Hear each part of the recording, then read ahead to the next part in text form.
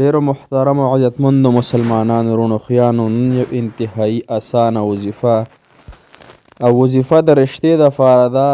که هر قسم رشته کې څه قسم رکاوټ وي، څه قسم تکلیف وي، جینۍ پسې رشته راځي یا هلک پسې رشته راځي، رشتې یا ډېرې راځي، خوښه ناخوښه پکې وي. محترم مسلمانانو، څوک وایي پوزه یې داسې ده، څوک وایي سترګې داسې دي، څوک وایي مال ورسره نشته، څوک وایي جایداد یې نشته، څوک وایي نسب یې صحیح نه دی. محترمو، یا هلک دی د هغه رشته نه کېږي، یا د جینۍ له د هغه رشته نه کېږي، یا په دې رشته کې رکاوټ دی، څه قسم شیطانت دی پکې، څه قسم محترمو غیر سنجیدګي ده پکې، یا د محبت دی او د یو سیډ نشته خو بل سیډ نه محبت نه چالو کېږي. محترمو، دې وظیفې سره به الله جل شانه دغه ستاسو رشتې، دغه ستاسو رشتو کې رکاوټونه، ستاسو د رشتو کې محترمو هغه فسندي یا ناپسندي، خوښې ناخوښې، محترمو دې وظیفې سره به الله جل شانه انشاءالله په ګارنټۍ سره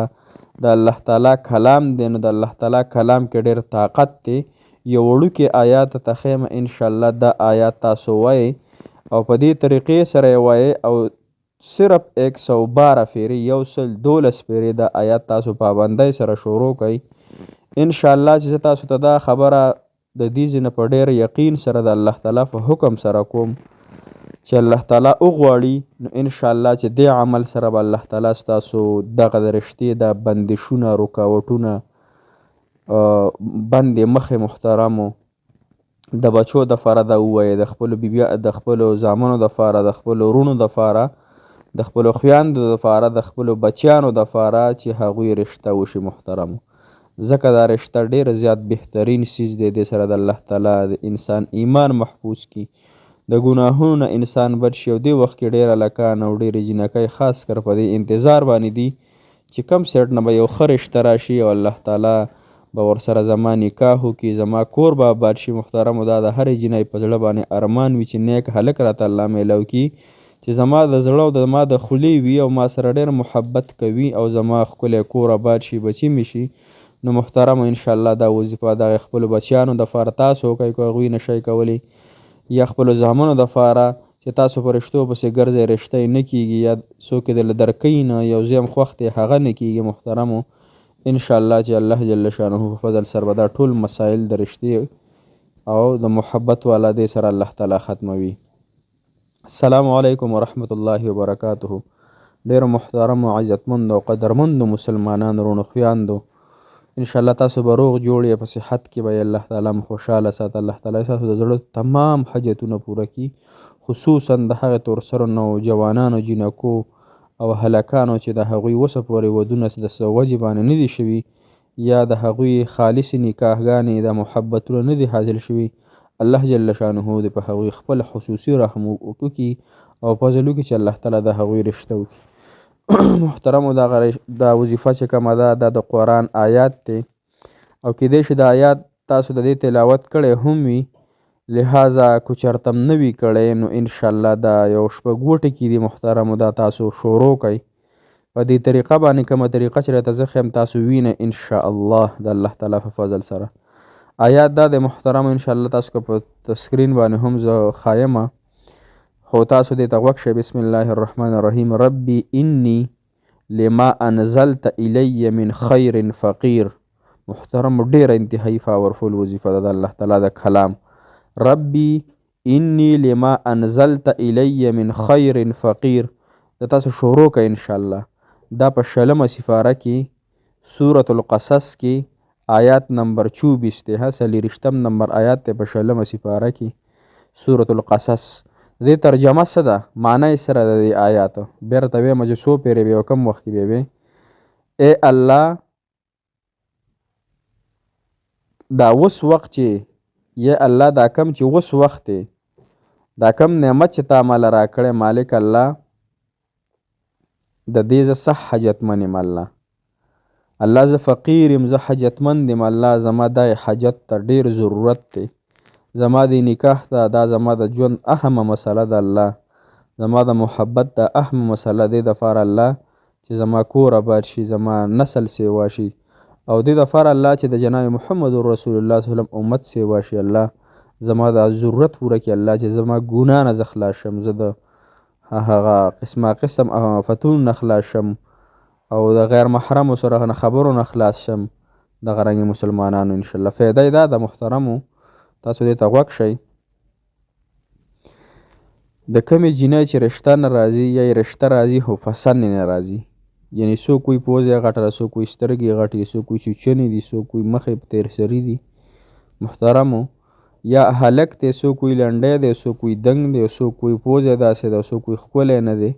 محترمو ګوره دا خبرې پرېږده وایي، اصل فوقیت په دین باندې ورکړئ چې کومه لږ زیات دینداره وي، کومه جینۍ زیاته دینداره وي نو هغوی له خپلې بچیانو سره نکاح کوئ.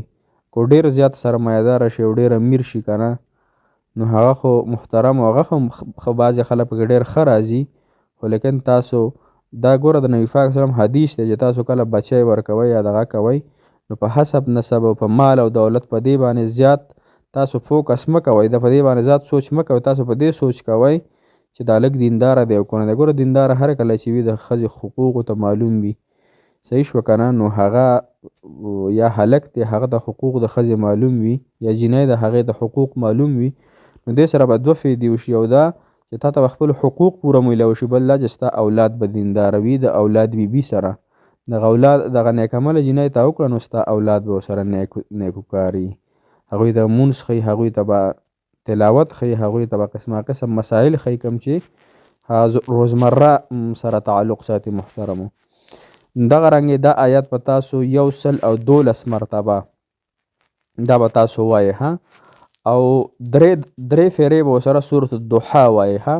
والضحى واللیل اذا سجى ما ودعك ربك وما قلى وللآخرة خير لك من الأولى ولسوف يعطيك ربك فترضى ألم يجدك يتيما فآوى ووجدك ضالا فهدى ووجدك عائلا فأغنى فأما اليتيم فلا تقهر إلى آخره. دا به سره صرف درې فیرې وي. 112 پیرې به ربي إني لما أنزلت إلي من خير فقير، 112 پیرې به دغه آیات وي، درې پیرې به ورسره سورة الضحا دا وي.